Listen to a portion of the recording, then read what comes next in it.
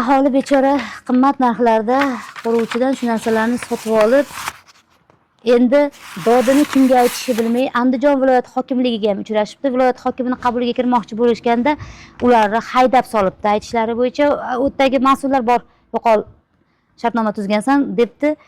Hech kimga dardlandim. Tuman hokimligi, tuman mutasaddilar, tuman mas'ul vakolatli organlari prokuraturasidan tortib ichki ishlarigacha nimagadir hech qanday jonbozlik ko'rsatmasdan jim qolishni afzal ko'ribdi. Yana bir narsani aytib o'tib ketishim kerak. Bu qanchalik to'g'ri yoki noto'g'ri ma'lumot bilmadim-u, bu ham insiderlarimning aytishlaricha shu uyni qurgan yigitning otasi Husanboy akaning Hasanboy degan egizagi respublikada qayerdadir ishlar ekan. Balkim shunga hammajimdir. Yana bir qo'shtirnoq ichidagi bu uyning jihatlaridan sanasam, mana bu suv qurilmasiga e'tiboringizni qaratishingizni so'rardim. Bu motor orqali yer ostidan ichishga yaroqsiz bo'lgan suv chiqarib olinib, mana shu uyga ichimlik suvi sifatida yetkazilmoqda. Chunki suv kelmagan, oxirigacha ulanmagan, mana bu yerdan mana yaroqsiz mahsulotni mana shu xonadonlarda yashayotgan xalq ichib kelmoqda. Aholimizni dardini eshitaylikchi. Nima gap? Men sotib olganimga yanvarda kelganman. Yanvardan beri mana lift ishlagan yo'q. Lift banner qattiq bir narsa bekitib qo'yibdi. Liftda o'zi ham yo'q. Ishlamaydi, ishlaydi deb sotdi bizga. Lekin kreditini to'layapmiz. Ikkinchi guruh nogironiman, 5-yilga tushib chiqishim juda qiynalanyapman. Shunga endi iltimos. Quruvchiga aytdilaringizmi bu haqda? Nima deyishdi? Aytdik desak, baribir dedi, kattalarga chiqqanlaring bilan qo'lidan hech narsa kelmaydi, qilmaydi dedi. Sabab? Qilmaydi dedi, mablag' yo'q dedi. Shunaqa ish o'ziga ishonar ekan. Mana shunaqa dedi, mablag' yo'q dedi. Aytgan, biz aytdik-a, nimaga hokimiyatga kiraylikmi, yo portalga yozaylikmi desak, yozganlar bilan hech narsa qilib bera olmaydi ular dedi. Mablag' yo'q dedi. Bu mablag' unga ajratib bo'lingan-ku. Xalq banki bunga pulni qurilish uchun bergan u. Bu proyektida bor u liftda. Biz aytyapmiz, hamma narsani aytyapmiz. Lekin quloq soladigan odam hokimiyatga boramiz, nimaga kelding deyishmaydi. Aytamiz, shu sharoitlarimizni aytamiz, yozib qoladi. Bo'ldi. Qaytib kelganimizdan keyin bittasi keladi, uyni ko'radi, ertaga indinga qilib beradi deydi. Bo'ldi, shu bilan ketdi. Pastga podvalga tushib bo'lmaydi. Men hozir kirdim, hidiga chidamadim. Podyezdda ham hidlar. Umuman. Menimcha kanalizatsiya ulanmagan, pastda qolgan shu yerda kanalizatsiyadan. Suvlaring ham ahvolini ko'ring, ichimlikka ham. O'zi vaqti ichib bo'lmaydi, sotib olyapti suvni. Yerda osta, nalindaqa suvda u. Kechasi bilan Qachon? Xirillab yotadi. Ovozi kelib turadi. Asosan mana suvga ham chidab yashayapmiz endi. Uylarimizni vitishkalarini hal qilib berishga yo'q. Eshiklarimizda narsalari yo'q. Ishlarimizda anaqasigacha yo'q hali. O'ynaylari yo'q edi. Uni o'zimiz qildirib olaylik, mayli desak, uni chekkasidan ramkasini alohida zakaz qilib olib keltirish kerak ekan uni.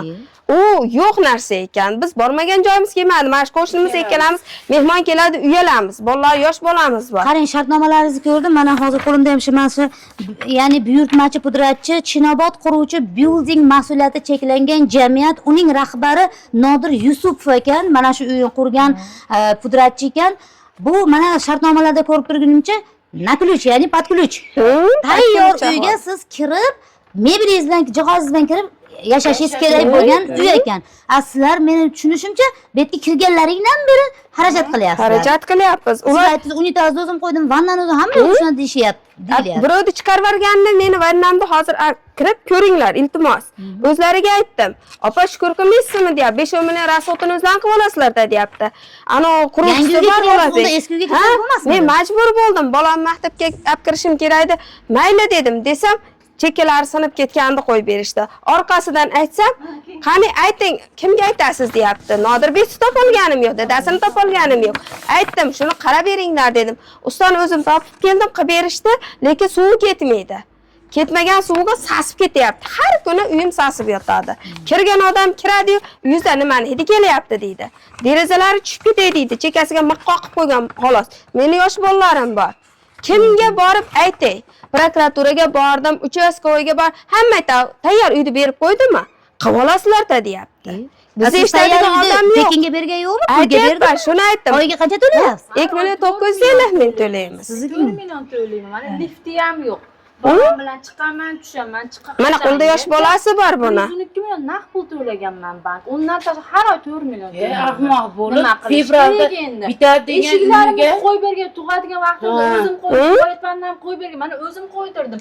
Hamma yo'q. xuddi O'z biz shuna yonimdan bo'ldik-da o'z qo'ydirdim. ikkalamiz.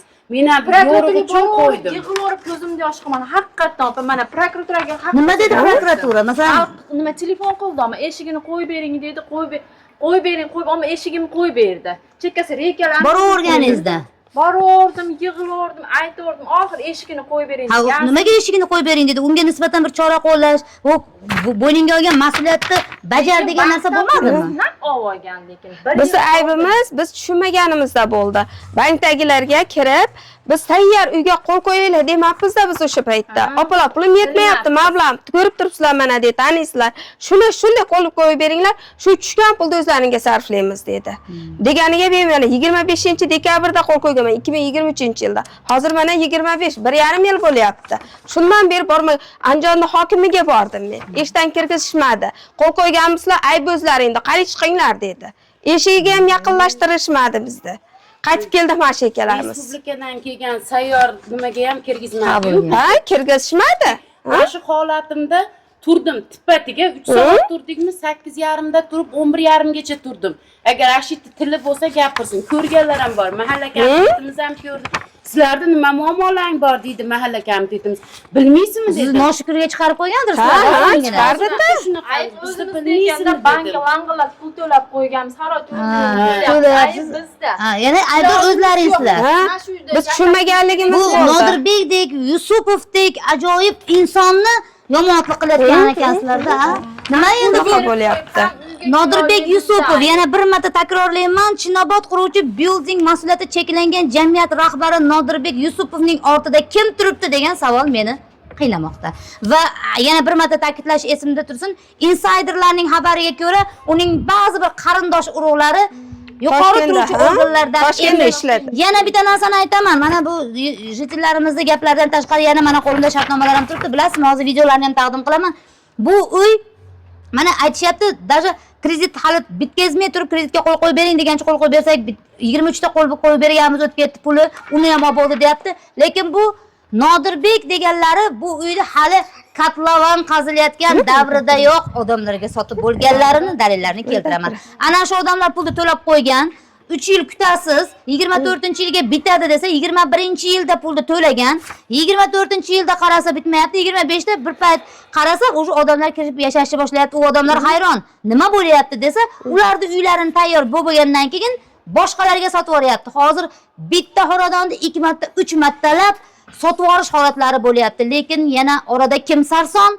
Oddiy xalq uy olaman deb yig'inib, tiranib, tirmashib, birini bitta 1 kilo go'shtni kamroq yey, bitta kiyimni kamroq kiyay deb uy qilay, boshpana qilay deyotgan xalq sarson. Nodirbek ukamiz bo'lsa, bilganlarini qilib yuribdilar. Sababi u insonga teng keladigan kuch yo'q emish. Hurmatli yurtboshim, qonun ustuvor davlatda yashayapmiz. Va sizning har kunlik xalq uchun olib borayotgan islohotlaringizni, qilayotgan xatti-harakatlaringizni mana biz shaxsan men hech qayerdan qo'rqmay aytaman, guvohi bo'lib kelyapman. Xalq rizoligi yo'lida harakatingni qil deb har kuni ta'kidlayapsiz. Shuning uchun yurtboshimdan, bosh prokurorimizdan, Ichki ishlar vazirligidan, qurilish vazirligi, qurilish nazorat inspeksiyasidan va barcha tegishli idoralardan Nodirbek Yusupovga nisbatan qonuniy chora ko'rishlarini, O'zbekistonda qonun ustuvorligini barcha xalqqa ko'rsatib, mana oddiy xalq hozir adolatga ishonmay qo'yapti. Tegishli idoralarga borsak, baribir bizni eshitmaydi hech kim.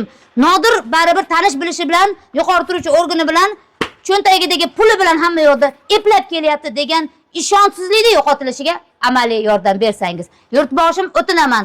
Nodir Yusupovlarga o'xshaganlarni harakatlarini to'xtatsangiz, chunki bu uylar 15 yilga mo'ljallanib, kamida 50 yilga mo'ljallanadi, 15 yillik krediti bor uylar 1 yildagi ahvolini ko'rib turibsiz. Rahmat, sog' bo'ling.